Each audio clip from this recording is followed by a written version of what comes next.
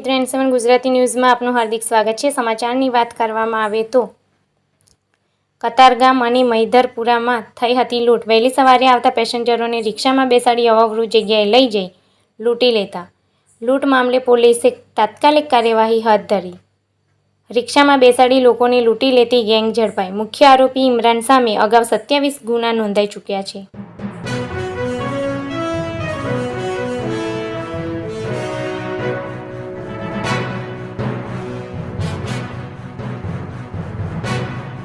ગઈકાલે સુરત શહેરના ઝોન 3 વિસ્તારમાં બે પોલીસ સ્ટેશન કતારગામ અને મૈધરપુરા ખાતે આઈપીસી 392, 397, જીપી એક્ટ 135 મુજબ બે અલગ અલગ ગુના રજીસ્ટર થયેલા હતા, જેની એમઓ એ રીતની હતી કે જે અર્લી મોર્નિંગમાં રેલવે સ્ટેશન કે બસ સ્ટેશનથી જે મુસાફરો આવે આ મુસાફરોને રિક્ષામાં બેસાડીને આગળ લઈ જઈ અવાવરૂ જગ્યાએ ઊભા રાખી અને એમને લૂંટી લેવામાં આવતા હતા। તો આવા બે ઇન્સિડન્ટ ગઈકાલે રાત્રે 2 થી 4 વાગે અર્લી મોર્નિંગમાં બે ગુના અલગ અલગ પોલીસ સ્ટેશનમાં દાખલ થયેલા હતા। આ ગુનાની ગંભીરતાને ધ્યાને લઈ ઇમિડિયેટ મૈધરપુરાની ડિસ્ટર્બની ટીમ કામે લાગી અને ગણતરીના કલાકોની અંદર જ 4 આરોપીઓને પકડી લીધેલા છે અને તેમની પાસેથી તમામ મુદ્દામાલ રિકવર કરેલો છે, જેની અંદર જે મેઇન મુખ્ય આરોપી છે ઇમરાન ઉર્ફે બીડી, જે કામરેજનો રહેવાસી છે, જે અગાઉ 27 વખત અલગ અલગ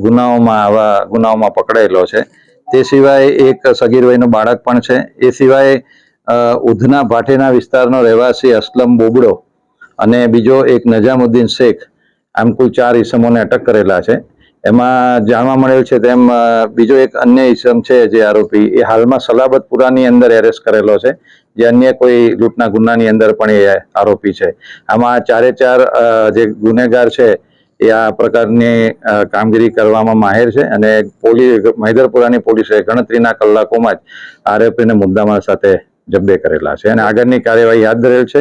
તે લોકોને રિમાન્ડ માંગવામાં આવશે અને એ લોકોનો ગુનાહિત ઇતિહાસ તેમજ અન્ય કોઈ પોલીસ સ્ટેશન વિસ્તારમાં આવા જો કોઈ ગુના બનેલા હશે તો એની તપાસ કરવામાં આવશે। આ લોકો પેસેન્જરને બેસાડતા ઓલરેડી એમની ગેંગના જ માણસો રિક્ષામાં જોડે બેસી રહેતા હતા અને રિક્ષા આગળ લઈ જઈ અવાવરૂ જગ્યાએ ઊભા રાખીને ચપ્પુ બતાવીને એમની પાસે જે કંઈ મુદ્દામાલ હોય એ લોકો લઈ લેતા હતા। તો ગઈકાલે જે બે બનાવ બન્યા છે એમાં જે મૈધરપુરામાં દાખલ થયેલો છે એમાં સોનાની બુટ્ટી, એનું બ્રેસલેટ, એની ઘડિયાળ, રોકડ એમ કરીને 1,48,000નો મુદ્દામાલ એ લોકો લઈ લીધેલો હતો અને કતારગામની અંદર એક મોબાઈલ અને 4,000 રૂપિયા એમ 9,000 રૂપિયાનો ગુનો ત્યાં દાખલ થયો છે। એટલે આ લોકો એકલ દોકલ પેસેન્જરને રિક્ષામાં બેસાડી અવાવરૂ જગ્યાએ ઊભા રાખી અને ધાક ધમકી આપી, ચપ્પુ બતાવી અને પછી લૂંટી લેતા હતા। આ એ લોકોની એમો હતી। સર, આ જે મૈધરપુરા વિસ્તારમાં જે લૂંટ કરવામાં આવી છે તેને ચપ્પાના ઘા પણ મારવામાં આવ્યા છે?